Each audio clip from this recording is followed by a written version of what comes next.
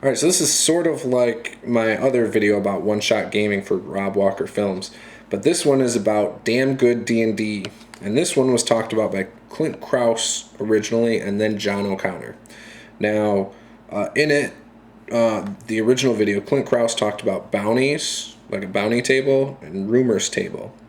He also said you should start small, plant seeds, and then dice and players should determine the outcome. Now, I like his way of doing it. I think it's very good for a homebrew setting. I think it can work for a published setting too, but you need to know a little more. But you can still start small, and you can still plant seeds. So I'm going to try and take this into account the next time I run a campaign. I'm going to try this. I'm going to try and use a published setting because that's what I prefer. I find myself coming up with a lot of ideas for homebrewed settings. But, I feel like, I don't know, there's something that always draws me to a published setting that I'm more interested in. So I get more excited, reading the setting books for Pathfinder, for example, or even Palladium Fantasy or Rifts. I get excited about those and want to run games in those worlds. So with that said, I am going to try this using the Pathfinder setting when I run a game. I'm going to choose Sandpoint because I'm most familiar with that area, and I'm going to slowly branch out if that's where things go. So with that said, though, I liked his idea of a bounty table. I think having something like that, obviously rumor tables are imperative in games. And in the background, I feel like, for your rumor table, say you have goblins have been raiding farms, and over here you have spiders in the forest, and over here you have Black Fang in his dungeon. All this is from the beginner box, by the way. So all those are the rumors, right?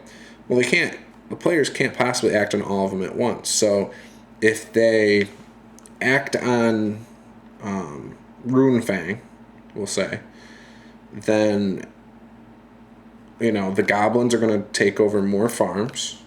The spiders are going to grow. That's just kind of how it's going to happen. Now, maybe in that time, the spiders have spread to the surrounding areas, not just the forest. Okay, maybe the goblins have moved on to away from the farms into the city because spiders are encroaching on the farms now, and so the goblins need to adapt, and so now they're stealing from the city. So then, say the players go after the goblins because they're the immediate threat. By the time they go finish that, maybe they go after the spiders. Now the spiders are out of control. There's huge spiders. Like, you could make the biggest spider possible, bigger than one of the giant spiders. Take like a Halloween toy, slap it on a base, and there you go. You have a super spider in the forest and a bunch of little tiny spiders out from there. So that's kind of what I'm saying. The world should evolve depending on what the players do. Now, you could have done it in an opposite order. Maybe the players went and took care of the spiders first. The goblins fortified in one farm and have taken over a bunch of farms. And Rune Fang has taken over more area himself, or maybe Rune Fang just up and, does something pretty bad as well. I don't know. But there's ways you can grow it, is my point. And the world should be evolving around the players regardless of what the players do.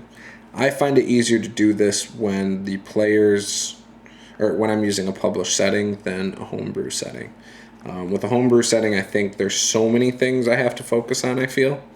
Whereas if it's a published setting, I can just stick to what's already written. And just focus on a few key things to grow and evolve.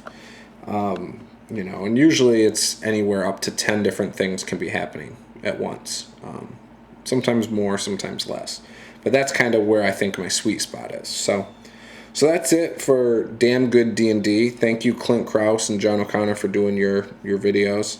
I'm going to post a link to this video to both of those. So yeah. Once again, thanks. And that is Damn Good D&D.